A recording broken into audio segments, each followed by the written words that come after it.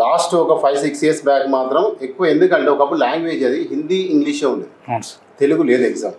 So Telugu అంటే మన లాంగ్వేజ్లో లేకపోవడం వల్ల ఇంగ్లీషు మన వాళ్ళు కొంచెం ఇంగ్లీష్లో వెనకబడిపోవడం, ఇంకోటి హిందీ కూడా సరిగా రాకపోవడం, ఇటువంటి ప్రాబ్లం ఫేసింగ్ అనేది ఉంది.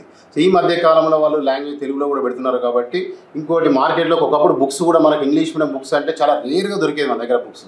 ఇప్పుడు మస్తు మార్కెట్లోకి చాలా బుక్స్ వచ్చేసినాయి. దాంతోపాటు అంత అవేర్నెస్ లేదు. రైల్వే అంటే ఇప్పుడు ఫర్ ఎగ్జాంపుల్ ఒక సికింద్రాబాద్ రైల్వే స్టేషన్ తప్పిస్తే ఇంకా పెద్ద పెద్ద రైల్వే జోన్స్ మన దగ్గర లేవు. ఇట్లా కొంత నార్త్ సైడ్ అది ఫస్ట్ నుంచి ఎందుకో మరి దాదాపు ఒక 20-30 ఇయర్స్ నుంచి కూడా అది ఎక్కువ వాళ్ళ ర్యాపిడ్ అక్కడ ఉన్నది. సో దాంట్లో వాళ్ళు ఇంకోటి అక్కడ చెప్పేవాళ్ళు అవేర్నెస్ మీన్స్, ఇప్పుడు ఫర్ ఎగ్జాంపుల్ మన ఇంట్లో ఒక అతను రైల్వే ఎంప్లాయీ ఉంది అనుకోండి, మన వాళ్ళని లాక్కెళ్తుంటారు అంటారే వాళ్ళ జాబ్ పడుతున్నారు బాబు అని. సో ఇట్లా మనకు తెలియకపోవడం కూడా, ఇన్ఫర్మేషన్ తెలియకపోవడం వల్ల కూడా చాలామంది మనల్ని మిస్ అయ్యారు. ఈ మధ్య కాలంలో దాదాపు మన వాళ్ళు చాలామంది వస్తున్నారు. ఇంకోటి ఇప్పుడు సివిల్ సర్వీస్ ఉంది, ఒకప్పుడు ఎక్కువ నార్త్లో ఉండే, ఇప్పుడు దాదాపు సౌత్లో కూడా చాలామంది వస్తున్నారు.